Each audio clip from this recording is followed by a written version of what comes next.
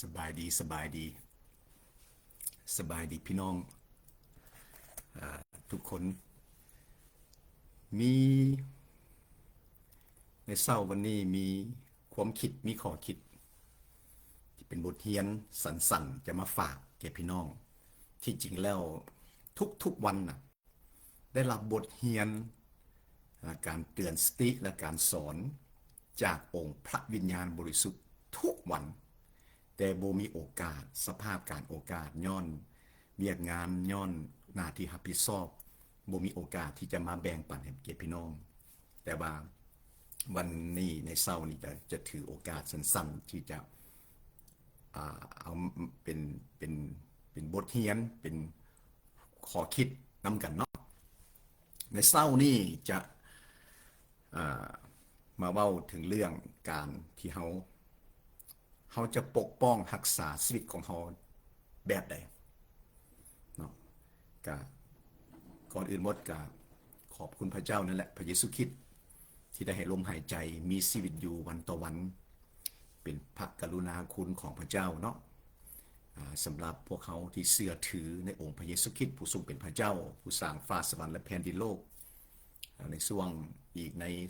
2-3 วันนี้คนทั้งโลกก็จะเฉลิมฉลองคริสต์มาสเนาะ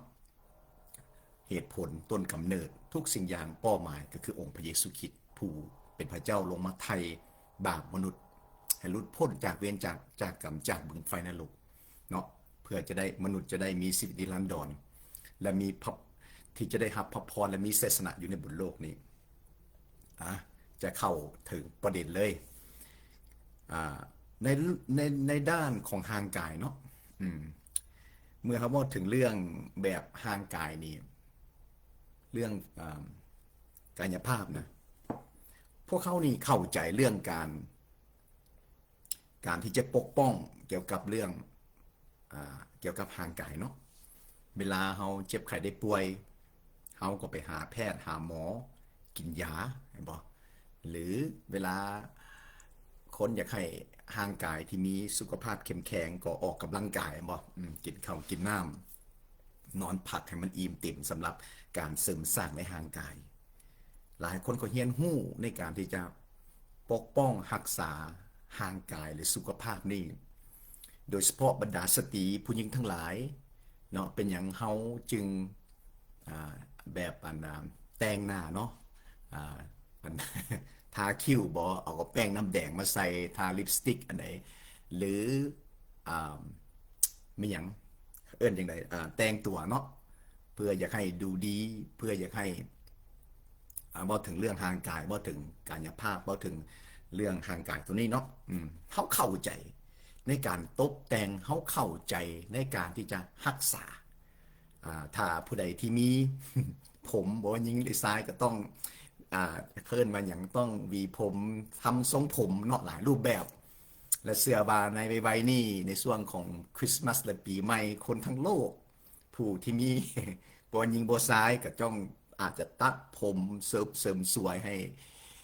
งามให้ดูดีเกี่ยวกับเรื่องร่างกายเขาเข้าใจเรื่องการปกป้องเรื่องการรักษาร่างกายตัวนี้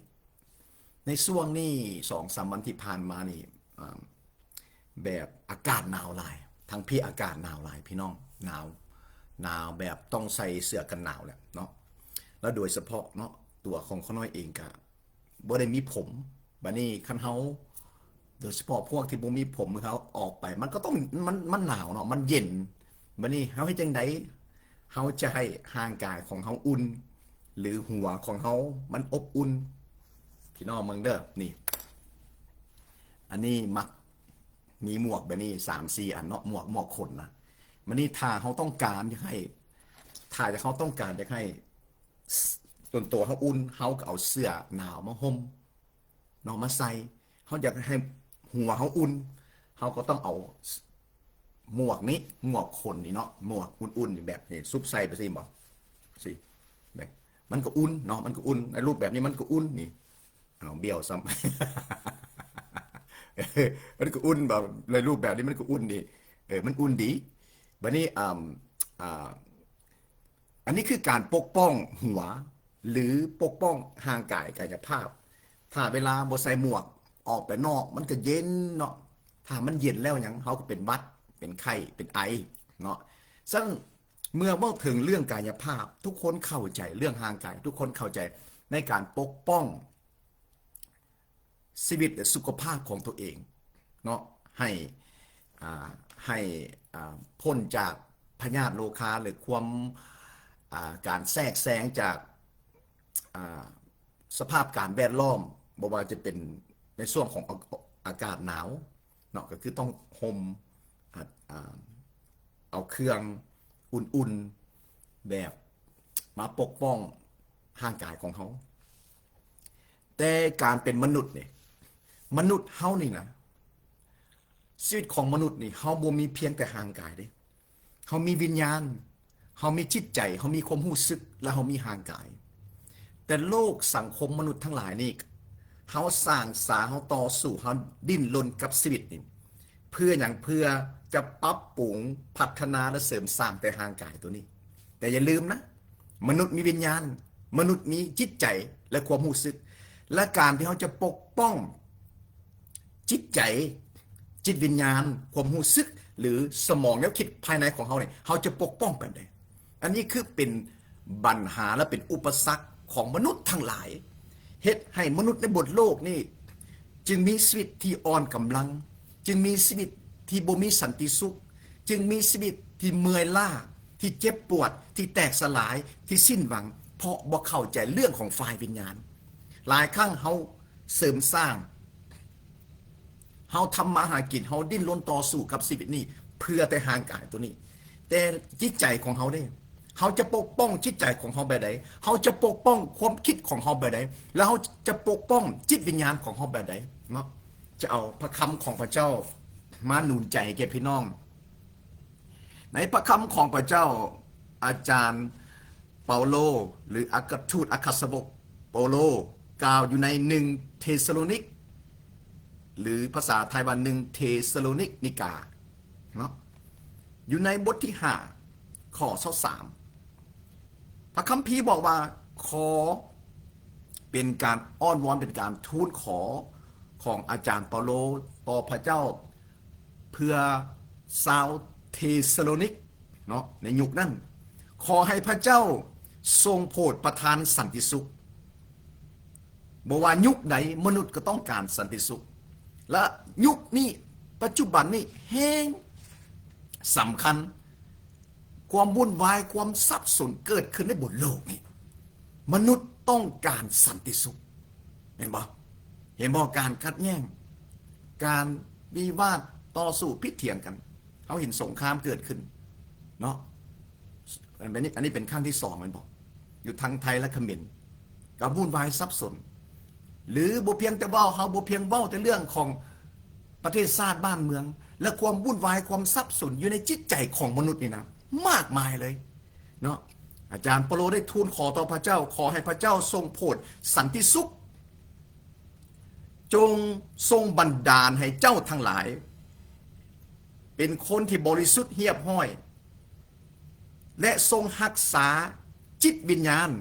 จิตใจและร่างกายเจ้าของพวกเจ้าไว้บ่ให้มีข้อติเตียนในเมื่อพระองค์คือพระเยซูคริสต์ของพวกเขาคือพระเยซูคริสต์จะปรากฏมาอาจารย์เปาโลผู้รับใช้พระเจ้าได้ทูลขอต่อพระเจ้าให้พระเจ้าปกป้องพิทักษ์รักษาพระคัมภีร์ว่าอย่างทรงโปรดรักษาให้ชีวิตบริสุทธิ์เรียบร้อยและทรงรักษาคำว่ารักษาอย่างรักษาจิตวิญญาณจิตใจและร่างกายฉะนั้นมนุษย์ประกอบด้วย3อย่างวิญญาณจิตใจร่างกายเฮาเฮียนฮู้ที่จะปกป้องทั้งวิญญาณทั้งจิตใจและร่างกายแต่สำหรับร่างกายนี่เฮาเข้าใจเฮาฮู้วิธีการปกป้องเวลาบ่สบายเฮาก็ไปกินยาไปหาหมอกินข้าวกินน้ำในเรื่องร่างกายในเรื่องจิตใจเด้สมองเด้จิตวิญญาณเด้เมื่อจิตใจเป็นทุกข์เมื่อแนวคิดมันสับสนวุ่นวายเฮาจะแก้ไขแบบใดแล้วเฮาจะเรียนรู้ปกป้องแบบใดเนาะอันนี้คือคำอ้อนวอนหรือคำอธิษฐานสำหรับของผู้รับใช้ของพระเจ้าสำหรับบรรดาผู้ที่เชื่อทั้งหลายจังสั้น เฮาเฮียนหู้เฮาต้องเฮียนหู้ที่จะปกป้องจิตวิญญาณและจิตใจของเฮาคือการเข้ามาพึงมาเสื่อมาไว้วางใจในองค์พระเยซูคริสต์ทุกๆเศร้าก่อนแต่เว้นจะขึ้นมาของน้อยก็จะอธิษฐานคู่เขาอธิษฐานอธิษฐานขอพระเจ้าทรงเสริมกำลังขอพระเจ้าทรงปกป้องขอพระเจ้าทรงนำพาเนาะก็ทุกวันทุกเศร้าก่อนจะออกไปทำงานไปเฮ็ดเวียกไปโบสถ์ไปวิหารไปรับไส้พระคัมภีร์ว่าเนาะใน1 เทสาโลนิกบทที่5ข้อ23อาจารย์เปโลทูลขอให้สันติสุขที่มาจากพระเจ้าทรงบันดาลให้เจ้าทั้งหลายให้พระเจ้าโปรดให้เฮาทั้งหลายมีสันติสุขและทรงบันดาลให้เฮาทั้งหลายเป็นคนที่บริสุทธิ์เฮียบห้อยรักษาพี่น้องเอาซาไปเฮียนในพระคัมภีร์คำว่ารักษาปกป้องรักษาวันนี้กำลังเว้าถึงการให้เฮาเฮียนฮู้ที่จะปกป้องรักษาชีวิตของเฮาและชีวิตของมนุษย์นี่บ่มีแต่ห่างกายเฮามีวิญญาณให้รักษาอย่างจิตวิญญาณจิตใจและห่างกายอย่างของพวกเขาทั้งหลายบ่ให้มีข้อที่เตียนเมื่อองค์พระผู้เป็นเจ้าของเขาทั้งหลายคือพระเยซูจะเสด็จมาปรากฏให้เขาทั้งหลายที่จะปกป้องรักษาสิทธิ์ของเขาไว้ในทางของพระเจ้าจนถึงวันที่พระเยซูจะเสด็จมาพี่น้องที่หักฉะนั้นเนาะเอาสั้นๆเฮียนหู้ที่จะรักษาปกป้องสิทธิ์ของพวกเขาการเป็นมนุษย์นะถ้าเขาบ่ฮักตัวเองนะแล้วมันไผจะฮักนะแน่นอน1,000,000%ผู้เข้าใจเขาคือพระเจ้าพระเยซูคริสต์ผู้ฮักเขาและคนอื่นแม้แต่เป็นผัวเป็นเมียเป็นพ่อเป็นแม่เป็นลูกเป็นอันไหนก็แล้วอันใดก็แล้วแต่เนาะถึงว่าจะฮักนะก็มันก็บ่เหมือนที่ว่าเฮาเองนะต้องรักษาสิทธิ์ของเฮาเองต้องเฮียนฮู้ที่จะปกป้องรักษาหลายคนเฮียนฮู้จะปกป้องคือในช่วงนี้เนาะอยู่ทางพี่เนี่ยอากาศหนาวหลายถ้าอากาศหนาวสิใส่ส่งขาสั้นบ่สิใส่เสื้อแขนสั้นบ่ออกไปเห็นบ่เขาน้อยเฮียนฮู้ทุกมื้อเขาน้อยออกไปข้างนอกเขาน้อยต้องใส่เสื้อกันหนาวและเขาน้อยต้องใส่หมวกขนเพราะหยังเพราะจะปกป้องให้หัวเขาน้อยอุ่นให้ร่างกายเขาน้อยอุ่นนี่พี่น้องเห็นบ่นี่ซุบเข้าไปนี่มันอุ่นนี่มันอุ่นแบบนี้เห็นบ่มันอุ่นแต่ว่าถ้าว่าออกไปนอกบ่ใส่หมวกบ่ใส่เสื้อหนาวบ่ใส่เสื้อมันมีเสื้อใหญ่เนาะเสื้อหนาว มันก็สั่นเนี่ยมันก็หนาวเนาะมันนี่เขาใส่เครื่องอุ่นเขาก็ปกป้องอันนี้คือการปกป้องร่างกายถ้าบ่ใส่หมวกนี่เอาออกไปมาดูแบบบ่มีผมเนี่ยมันก็เย็นแหละแบบเดียวกันในการปกป้องจิตวิญญาณเขาเข้ามาเพิ่งในพระเยซูทูลขอตัวพระองค์ให้พระองค์ทรงสำระและปกป้องเสริมสร้างพัฒนาเปลี่ยนแปลงภายในแนวคิดจิตใจของเขาพี่น้องที่หักเนาะขอบคุณพระเยซูจังสั้นอย่าเฮียนหู้แต่เพียงปกป้องแต่ห่างกายให้เฮียนหู้ปกป้องจิตใจแนวคิดและจิตวิญญาณจนถึงวันที่พระเยซูจะเสด็จมาพี่น้องที่หักก็คือว่าหลายครั้งแหละมนุษย์ในบ่เพียงมีแต่ห่างกายบางคนนี่โอ้ห่างกายเข้มแข็งตัวใหญ่ดูดีสวยสดงดงามรอเหล่าแต่ว่าภายในนี่อุยุอาญะจักมียังโตไม่ยังเนิดหลายคนนี่ขึ้นมาเสริมสร้างปัวแปลงปกป้องตกแต่งแต่เพียงภายนอกมนุษย์นะมนุษย์บ่มีเพียงแต่อันนี้นะห่างกายเพราะว่าสิ่งที่เขาจับบ่ายได้นี่เดี๋ยววันหนึ่งมันก็เหี่ยวแห้งไปเดี๋ยวหน้าก็ยานไปเห็นบ่นี่ผมก็ล่นไปมันบ่ได้เซาะใส่เหมือนเด็กน้อยตลอดมันกับห่างกายนี่อันนี้นี่มาจากขี้ฝุ่นนะวันเวลาเปลี่ยนแปลงมันก็ล่วงโรยไปเปลี่ยนแปลงไปนะพี่น้องเนี่ยสังเฮียนหู้ที่จะรักษาจิตใจขอพระวิญญาณบริสุทธิ์ของพระเจ้าที่จะนำการฟื้นฟูเข้ามาในชีวิตของพวกเขาอย่างสม่ำเสมอพี่น้องที่หักพี่น้องฮู้บ่ว่าในพระคัมภีร์ที่อ่านแต่เมื่อกี้เนาะใน1 เทสาโลนิก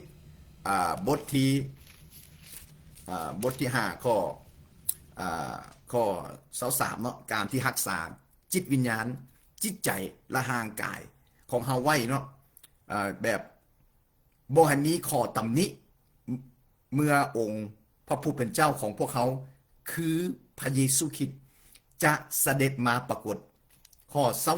24 พระองค์ผู้ทรงเอิ้นเจ้าทั้งหลาย เอิ้นพวกเขาทั้งหลายพระองค์ทรงเที่ยงธรรม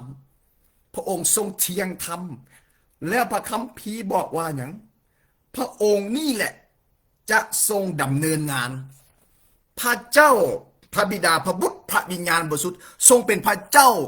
ตรีเอกานุภาพแต่เป็นพระเจ้าองค์เดียวศักดิ์สิทธิ์บริสุทธิ์ยิ่งใหญ่อลังการเกียงไกรฤทธานุภาพพระเจ้าพระเยซูคริสต์บอกว่าพระองค์นี่แหละจะเป็นผู้ดำเนินงานคือพระองค์จะเป็นผู้ทำงานอยู่ในสิทธิ์ของพวกเขาหน้าที่ของพวกเขาเนี่ยคือน้อมเสือฟังยอมเสือฟังยอมเสือฟังเท่านั้นแล้วพระวิญญาณบริสุทธิ์แล้วพระเจ้าพระเยซูคริสต์จะเป็นผู้ทำงานนำการเปลี่ยนแปลงปัวแปลงอันใดก็แล้วแต่ในสิทธิ์ของเขานี่คือสิ่งที่เขาจะปกป้องจิตใจของเขาปกป้องแนวคิดของเขาความรู้สึกของเขาและจิตวิญญาณของเขาถ้าบ่อย่างนั้นพี่น้องการที่เขาเกิดมาเป็นมนุษย์ในบนโลกนี่นะหลายคนพลาดพระพรใช้ชีวิตแต่ละมือแต่ละวันแบบเจ็บปวดโศกเศร้าอุ้ยอุกอังแต่ละมือจะไปแบกโลกอีหยังสิ่งที่มันนักมันหนาพระเยซูหันแบกหาบให้แล้วเห็นบ่เวลาพระเยซูแบกไม้กางเขนนั่นแหละคือความนักหน่วงหรือปัญหาของมนุษย์ในบนโลกนี่พระเยซูแบกแล้วพระองค์ไปเอาไปตึงบนไม้กางเขนแล้วและทุกอย่างที่มันนักมันหน่วงคำสาปแซงจากเสื้อสายตระกูลอันใดก็แล้วแต่พระเยซูทำมาบังเกิดในบนโลกนี้มาถูกทรมานแล้วมาตายบนไม้กางเขนเพื่อมนุษย์ทั้งหลายจะได้รับการปลดปล่อยรับการฟื้นฟูกลับคืนดีมาหาพระเจ้าเพื่อชีวิตจะมีอนาคตเพื่อชีวิตจะมีพลังมีได้รับชีวิตอมตะชีวิตนิรันดรและพร้อมกันนั้นในบนโลกนี้ก็มีได้รับพระพรอย่างมากมายมีหลายคนบ่เข้าใจเนาะบางครั้งมันก็จะมีสองฝากคริสเตียนกลุ่มหนึ่งเอายกตัวอย่างบางกลุ่มก็ล่าเริงมวลซืนตื่นเต้นฮ้อนหนประกาศโบอยู่บอเซายิ้มแย้มแจ่มใสนมัสการเป็นพยานโอ้ซื่นสมยินดีแต่อีกฝ่ายหนึ่งผัดง้อยอยู่มันนี่ง่อยแล้วก็เบิ่งอีกฝ่ายหนึ่งโอ้ยคือต่างแท้คือโบอยู่บอเซาจักไม่ยังเบิ่งละฟื้นฟูไม่แล้วก็ฟื้นฟูคือโบอยู่บอเซาแล้วก็จักไม่ยังนมัสการก็เต้นโฮห้องเป็นเรียบธรรมดาบ่ได้บ่บางทีเราก็เบิ่งอีกไม่ยังน้อยนึงก็ยิ้มน้อยนึงก็หัวนี่แหละคือคนบ่เข้าใจคนเฮามันม่วนซื่นภายในมันสิไปบูดไปบึ้งจังได๋แม่นบ่มันก็ล่าเริงม่วนซื่นแหละจังสั้นเนาะขอให้เป็นบทเรียนสั้นๆการที่ปกป้องสิทธิ์ของเฮา การที่ปกป้องสิทธิ์ของเฮาบ่เพียงแต่ร่างกายให้ปกป้องจิตใจให้ปกป้องแนวคิดปกป้องฝ่ายวิญญาณคือเข้ามาเพิงในพระเยซูคริสต์และอธิษฐานเดินกับผงสม่ำเสมอวันต่อวันโอ้ยฮาเลลูยาขอบคุณพระเยซูฮักทุกคนอย่ายอมแพ้กับชีวิตผู้ใดสิ้นหวังผู้ใดเจ็บปวดพวกใดติดยอกติดยาติดการพนันติดโซเชียลมีเดียติดเกมติดอย่างติดอันที่มันเป็นแต่เรื่องนะถ้าอยากหลุดพ้นมาเชื่อในพระเยซูมาวางใจกับพระเยซูอันวิญญาณส่วนเรานี่เนี่ยมันทนบ่ได้ดอกมันปึ้งมันฟงออกแล้วนะมาจากประสบการณ์พี่น้องนะผู้ใดถ้าเอาจังสิเนาะพอเวลาบ่มีเราต้องแลนต้องไปบวชละ เอาขอพระเจ้าพระเยซูคริสต์อวยพรให้พี่น้องได้เต็มล้นต่อไปกับความซื่นสมยินดีรักษาปกป้องรักษาฮักตัวเองอย่าไปติดยาบ้านะอย่าไปติดยาอย่างยากระท่อมเห็นเด็กน้อยวัยรุ่นยุคนี้สูบติดงอกแงกเสียคนโอ้ยทั้งยิงทั้งสายพี่น้องเอ้ยเขาเลยละคืออีโตนเนี่ยอีโตนเด็กน้อยยุคนี้อีโตนพ่อแม่ที่เลี้ยงมาไปโอ้ยภาษาเราว่าสัมมปิ ขอพระเจ้าเมตตาขอความจริงการซอยกู้การปลดปล่อยอนาคตความหวังชีวิตนิรันดร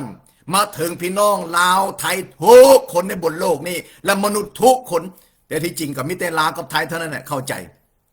ถ้าเว้ากับคนต่างประเทศก็ต้องเว้าเป็นภาษาอังกฤษเนาะเอเมนไปแล้วสายสนะแล้วเอเมนในพระนามพระเยซู สู้ๆฮักทุกคนบ๊ายบายเอาสั้นๆเนาะคันมีเวลาสิเอาจักชั่วโมงนึงไปแล้วพระเจ้าอวยพรบ๊ายบาย